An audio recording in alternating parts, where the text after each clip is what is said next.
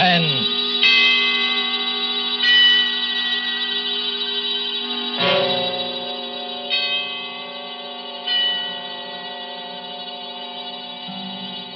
This is the Man in Black, here again to introduce Columbia's program, Suspense. Our distinguished stars tonight are two of the world's acknowledged masters of the art of suspense. They are Mr. Charles Lawton and Miss Elsa Lanchester. Mr. Lawton, who will soon be seen in the Metro-Goldwyn-Mayer picture, The Man from Down Under, is here to play a remarkable character created by England's noted thriller author, Agatha Christie. A mild-mannered character whose initials were ABC, and about whom revolved a series of savage murders, all neatly and alphabetically arranged. ABC was stamped upon all his belongings, those being his rightful initials. And ABC was stamped, too, upon the large railway timetable he always carried. But there was nothing so odd about that detail, since no traveler in the British Isles would dream of planning a journey without consulting this famous railway schedule, the ABC. And so, with the ABC Murders by Agatha Christie, written for radio by Robert Tallman and William Spear, and with the performance of Charles Lawton, we again hope to keep you in suspense.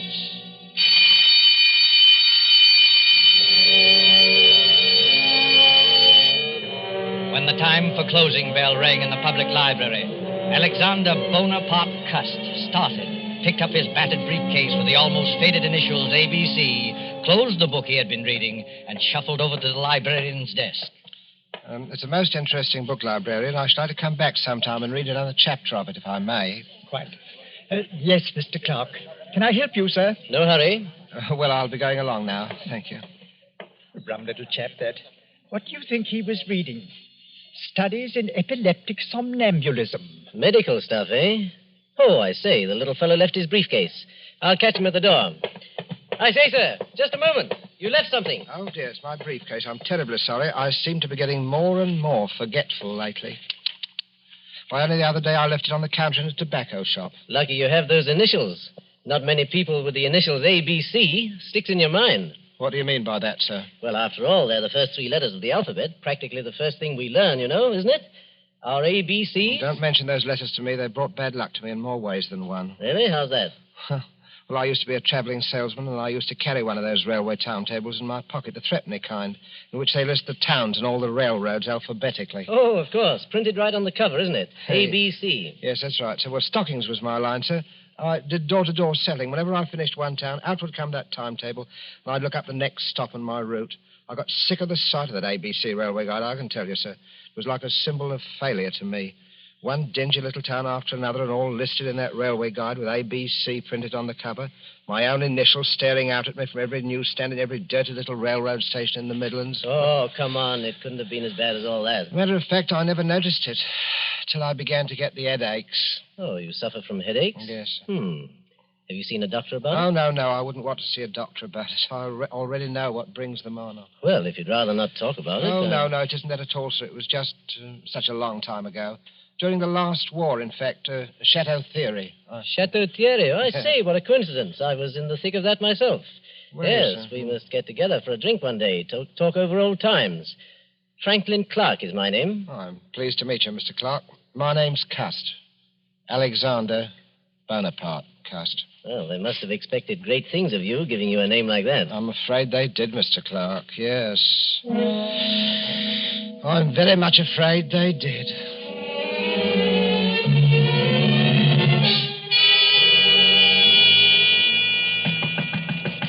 Mr. Cust. Oh, Mr. Cust. Who is it? It's me, Mr. Cust. I've brought you up a spot of tea. Oh, it's you, Miss Marbury. That was very thoughtful of you. Oh, nonsense. You know Mother dotes on you. You're her favourite lodger. In fact, why, Mr. Cust, you're packing your things. You're not leaving us, are you? Oh, no, I'm just taking a little trip over the bank holiday, you know. Now, don't try to deceive me, Mr. Cust. You're embarrassed about owing us, aren't you? No. You needn't be, Mr. Cust. Really, you needn't. Oh, you are a nice girl, Miss Marbury. You really are a nice girl. As a matter of fact, I'm not going just for the bank holiday. I've something rather important, some very important matters to take care of. You know, it's very possible that my mother didn't have me christened Alexander Bonaparte Cust for nothing. Oh, Have you got a position, Mr. Cust? Well... What is it? Well... Oh, come, Mr. Cust. You can tell me, can't you? Well, Miss Lily, I can tell you this much. I shall be travelling quite a lot. In fact, where did I leave that ABC Railroad guide? Oh, yes, here it is. First stop, Andover. Andover? That's not very far. No, but I must be getting on if I don't want to miss that train. Now, let me see. Have I got everything? There's my spectacles and my overcoat, my typewriter, my walking stick.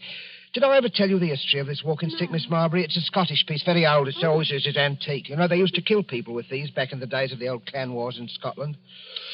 I wonder how many heads this one has bashed in. Oh, Mr. Cust. Oh, please, what a terrible way to talk. Yes, I'm sorry, Miss Marbury. I am a little bit surprised at myself talking like that. It must be my new job.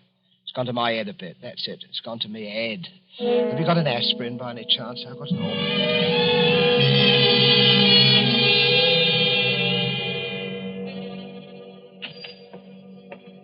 Yes, gentlemen. What'll it be? Packet of goldflakes for me. Yes, sir. And the other gentleman? 3 Havanas, the shilling cigars. Havanas? You gentlemen must be up from London. That's right. Is that your name on the window of this shop? That's right, sir. Olivia Asher. Been in business right here in Andover and right here in St. Andrew's Place for 20 years. All A's. Andover, St. Andrew's Place, and Asher. Funny, ain't it? Never so much as crossed my mind before. Well, Mrs. Asher, we're from Scotland Yard. We have reason to believe there may be a homicidal maniac at large in Andover. God, blimey. We don't want to frighten you, Mrs. Asher. For all we know, this may be just a practical joke. You see, we received an anonymous letter, typewritten, and signed ABC. ABC? This murderer, if there's anything in his story, is planning a series of murders. His mania seems to be centered on the alphabet. If he follows his plan through, his first murder will be committed in Andover, and the victim will be a person whose name begins with an A. The Lord help me, sir. You don't think... We don't think anything. Scotland Yard has taken its precautions. Oh, a woman takes a terrible chance. There's probably nothing to be alarmed about, but it won't hurt to keep a sharp lookout. Who's next on your list, Mackenzie? Next is Arthur Atwood. All right. Let's be on our way, then. Good day, madam. Don't worry. Thank you, sir. And good day to you, sir. A murdering lunatic in Andover, of all places. Yes, sir. What'll it be for you, sir? These? That'll be 1 and 6, sir. I said that'll be... Oh, no! 6:30 newspaper, sensation, homicidal maniac in Andover, alphabet murderer destroying necks at Bexhill, latest on ABC. Oh, boy, let me have one of those. Oh, yes, sir. News or Standard, sir? Both. Here you are. Oh, thank you, sir. 6:30 newspaper, sensation. Nasty business, eh, mister? Oh, yes, very, very. You never know with lunatics. They don't always look balmy, you know. Sometimes they look the same as you on me. Eh? Yes, I suppose they do. Oh, it's a fact. Sometimes it's the war unhinged them. Never been right since. Yes, I expect you're right. You know, I don't hold with wars. I hope this will be the last. You don't hold with wars, eh? Well, young man, I don't hold with plague and sleeping sickness and famine and cancer, but they happen all the same. And murder happens all the same. They can't prevent them. Well, I'm sorry, sir. I expect you had a rocky time of it in the last one, eh? Yes, my poor head's never been the same since. I get terrible headaches. Oh? Well, I'm sorry about that, sir. Sometimes I hardly know what I'm doing. You don't say. I forget things. You know, for instance, I could have sworn I had an ABC railway guide in my pocket an hour ago. Do you know they found one of them ABC railway guides on the poor tobacconist lady that he murdered? Oh. Him. ABC, whoever he is. Maybe he don't know himself. Ever stop to think of that? Maybe he's so bummy he don't remember. I wonder. Bexhill, did he say Bexhill? That's my train. Well, goodbye, young man. Goodbye. 6:30 newspaper, sensation, homicidal lunatic to strike again. Police tracing typewriter on which murder notes were written. To strike at Bexhill, latest on ABC, alphabet murderer.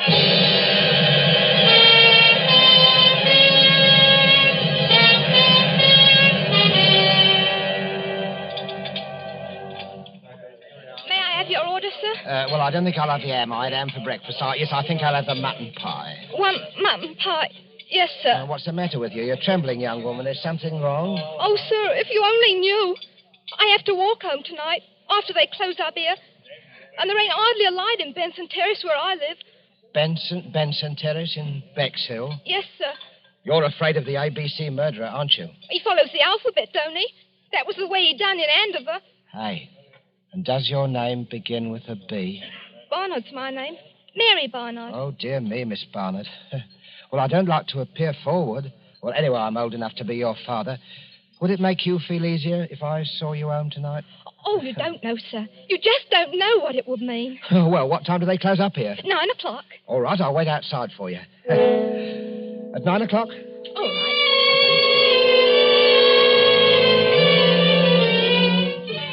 Ladies, waitress brutally murdered in Bexhill. ABC strikes again. Here you are, sir. Scotland Yard received third murder note. Alphabet murderer to strike again in Cheston. Here you are. Yes, sir? Third class, single, to Cheston.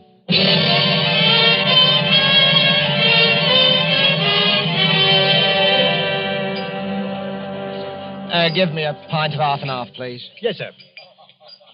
There you are, sir. You up from London, sir? Yes, I come directly from London. Ah, salesman? Stockings is my line.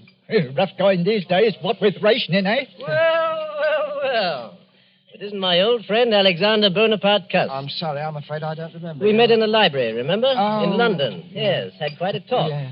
Franklin Clark, remember? Yes, of course. You'll forgive me, Mr. Clark. My memory, it seems to be getting worse and worse. But you must have come under better times, Mr. Cust. New briefcase, I see. Nice, bright, new initials. Well, I got a job shortly after I saw you, Mr. Clark, from Ballinger Limited. Stockings. It's my old line, you know.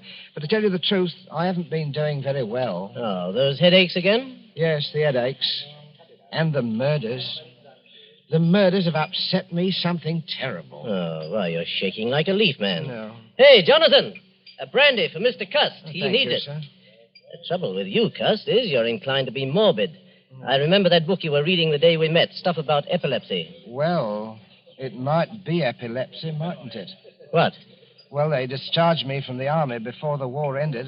See, I had a kind of a fit, you know. And Never had anything like it again, have you? No, I didn't have a fit again, just the headaches. I forget what happens, hours at a time. Do you know, once I was sitting in a station waiting room and a newsboy came by and I bought a paper from him, and it was all about that first murder in Andover. Huh. It said the police had got another note, another typewritten note, Mr. Clark, and the murderer was going to strike next in Bexhill.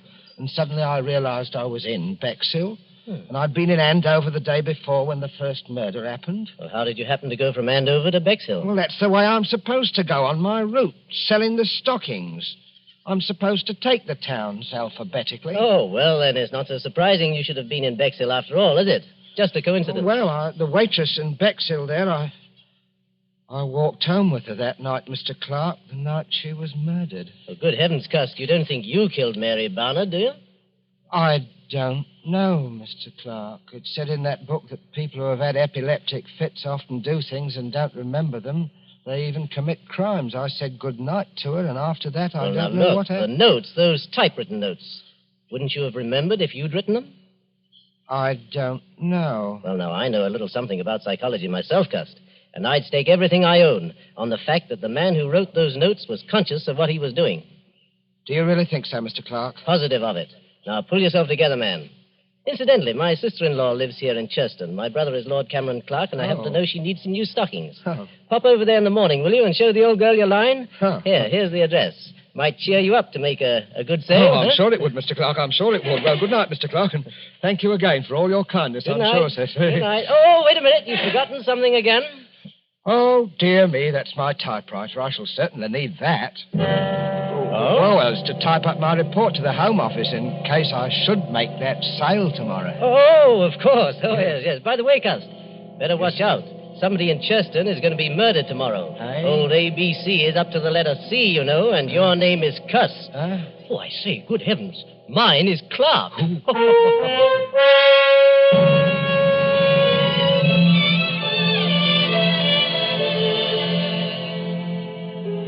Well, thank you again for your generous order, Lady Clark. I hope you'll be pleased. This line of woolen line of stockings is one of Ballinger's best buys right now, Lady Clark. My brother-in-law told me that you'd had some unfortunate times lately, Mr. Cust. Yes. But I really did need the stockings, and I should Hello be... again, Cuz. Hello, I've sir. been stuffing myself with bacon and eggs.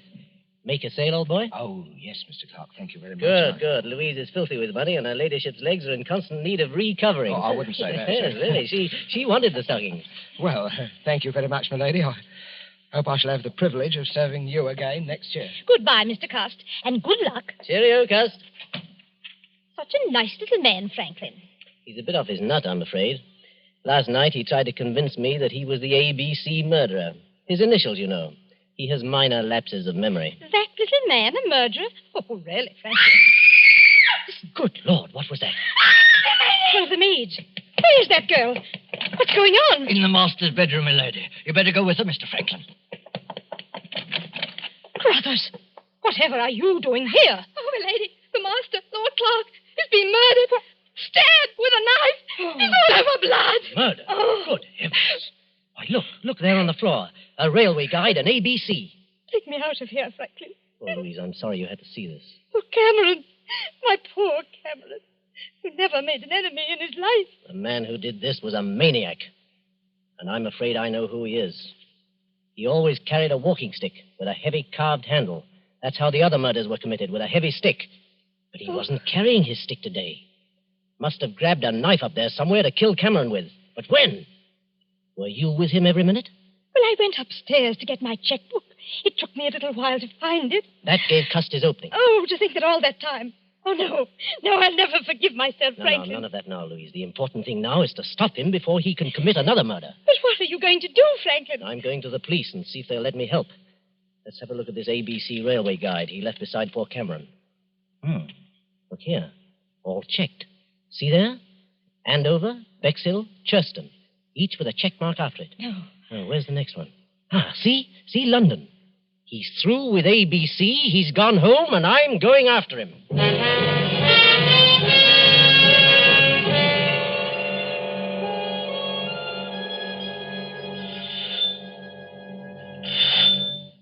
Yes? Well, Mr. Cust, come in. Whatever kept you away so long? Miss Lily, I've got to talk to you alone. Oh, well, I'll go up with you. I want to show you the new curtains I put up in your room anyway. Oh, you are a nice girl, Miss Lily, really are Yeah, a nice let me girl. carry one of these, Mr. Cust, the typewriter. No, I'll carry my own things, thank you. Oh, Mr. Cust, you're trembling. Oh, dear, you do look a fright. Look, I'm going to straight and get you a hot foot bath. No, not now, please. Not now, Miss Lily. There's no time for it. What is it, Mr. Cust? Close the door and lock it. Are you in some trouble, Mr. Cust? I'm in terrible trouble, Miss Lily. I want you to hear the story first from me. You're the only one who's ever been my friend. Oh, I've had a lonely life, Miss Lily. Oh, poor Mr. Cust. Poor Mr. Cust. That's what they always say about me. Poor Mr. Cust. I thought you were Oh, different. don't take on so, Mr. Cust. It was only a manner Oh, of you speaking. don't need to worry. I'm all right now. I never get 2 spells in one day. Spells? Mr. Cust, I don't understand. What Well, do you... you heard of the ABC murders? Shocking affairs. But, Mr. Cust, why are Miss you Lily, saying the to... police will be here at any minute. Please let me finish. I don't want you to think harshly of me, Miss Lily. I didn't plan it ahead. My instructions told me where to go. Some people can't help what they do. There are diseases. Epilepsy, for instance. You do things you don't remember. You commit crimes. And I'm like that. Oh, Mr. Cust, I can't believe it. When I was a child, Miss Lily, they used to badger me about my name. My mother worshipped strength. She named me after the strongest people she knew about in history. Alexander and Bonaparte. But nobody ever called me by those names. They called me ABC. ABC. I used to dream I was boiling in a kettle of alphabet soup. I was a terrible disappointment to my mother. Mr. Cust, you're unsettled and tired. You've got to hear me out, Miss Lily. Oh, You've help! got... My Now, arm! listen to You're me, Miss hurting Lily. me, Mr. Cust. I could have been a hero once in the army in the last war. I was happy. I could have made something of myself. Then I started getting the Let me headache. go, Mr. You must hear me out, Miss Lily. I started forgetting things after they discharged me from the army. Shock, they called it. I used to have dreams. I was a great ruler. The destiny of men was in my hands. I had the power over them of life and death. Let me go. Oh, please let me go. First, there was Andover, that tobacconist. I can't even remember what she looked like. Then there was Bexhill. I walked home with a waitress from the station restaurant. She was murdered, too. In Churston, I sold a dozen pair of stockings to a lady, and while she was upstairs getting her checkbook, her husband was murdered on the floor where I was waiting. And now I've come back here. Maybe the alphabet charm is over. Or is it? This is London. L. Your name is Lily. Are you trying to frighten me, Mr. Cust? I am trying to convince you. You, murderer? I'd as soon believe it as my own mother. What about this? Look at it. Oh, no. Look closely at it. I found it in my briefcase when I came on the train, Miss Lily. This knife murdered a man in Churston just 3 hours ago.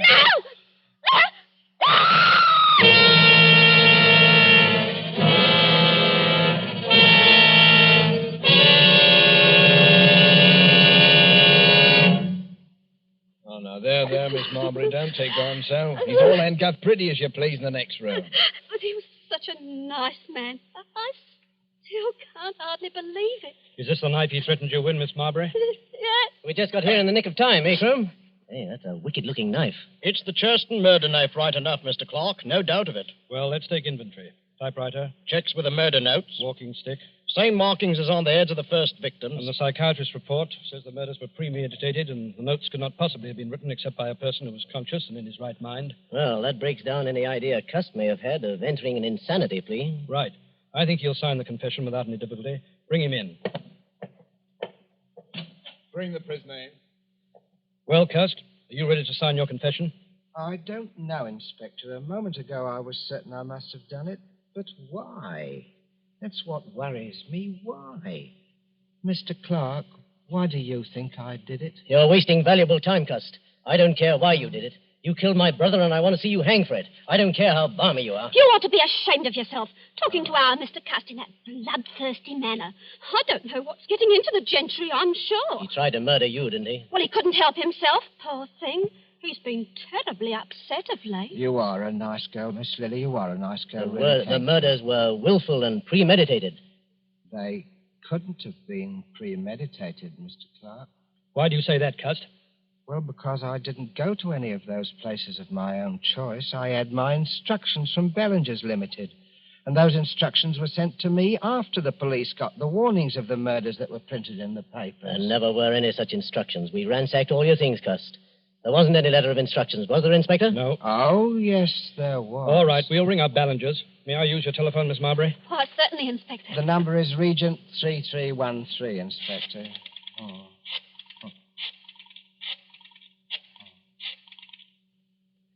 Ballingers, are you there?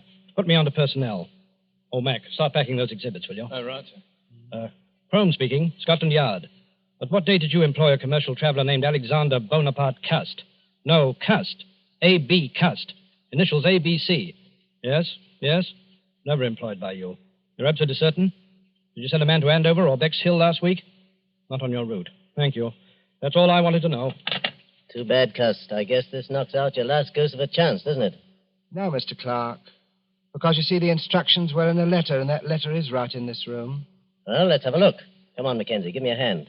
Let's go through these things again. It won't do you any good to look there, Mr. Clark. I have the letter. Would you like to see it, Mr. Crome? It's here. Well, I'll be... Where did you get that? It wasn't on him, Inspector. I'll swear to that. Where did you have this hidden? Well, Inspector, it isn't generally known, but I do wear a small hairpiece. Not out of vanity, mind you. I find it necessary for the business. Let's see that letter. Oh, gladly. Dear Mr. Cust, enclosed find advance. Typewriter is being posted today. You will... What a lot of nonsense, Inspector. Look at the typeface of that letter. It's obviously written on Cust's typewriter. Yes, that's right, Mr. Clark. And the man who wrote that letter was the murderer. Cool as you like, he sent the typewriter to me and instructions on one of Ballinger's letterheads and the money and everything else. What kind of stunt are you trying to pull here, Cust? No stunt. It's just that when you made that telephone call, Inspector, and Ballinger said I'd never worked for them, I knew that the typewriter must have been sent to me by the murderer. And the more I thought about it, the more it seemed to me that the murderer must be Mr. Clark. What?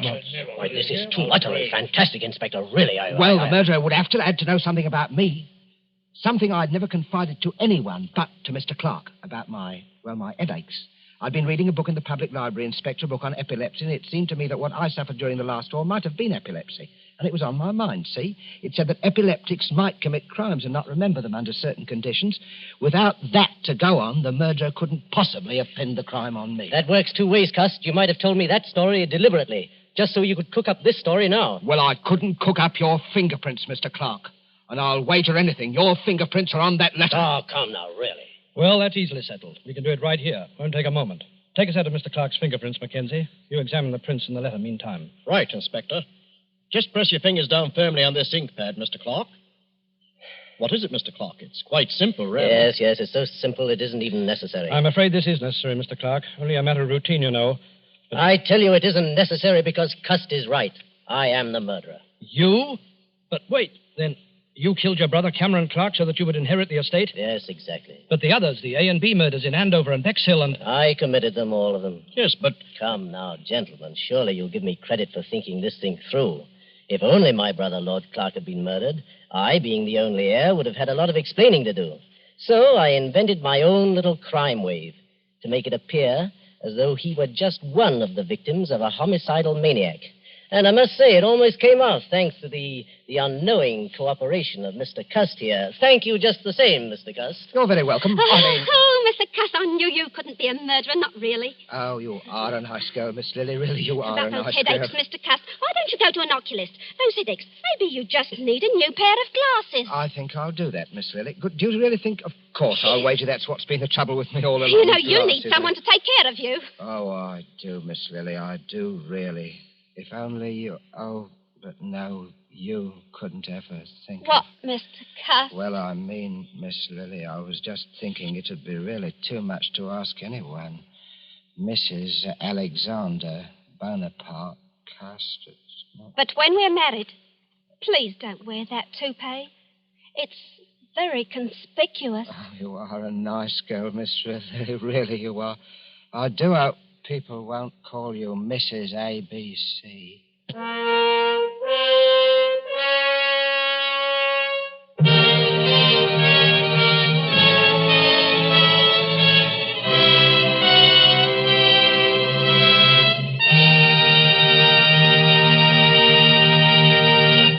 And so closes the ABC Murders, starring Charles Lawton with Elsa Lanchester and Bramwell Fletcher. Tonight's tale of suspense. This is your narrator, the Man in Black, who conveys to you Columbia's invitation to spend this half hour in suspense with us again next Tuesday, when Agnes Moorehead will return to our stage as star of the suspense play called She Overheard Murder Speaking.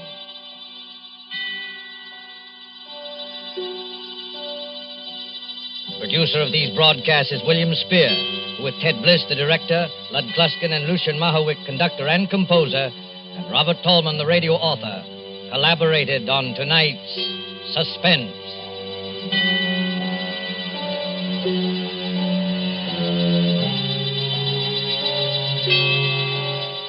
This is the Columbia Broadcasting System.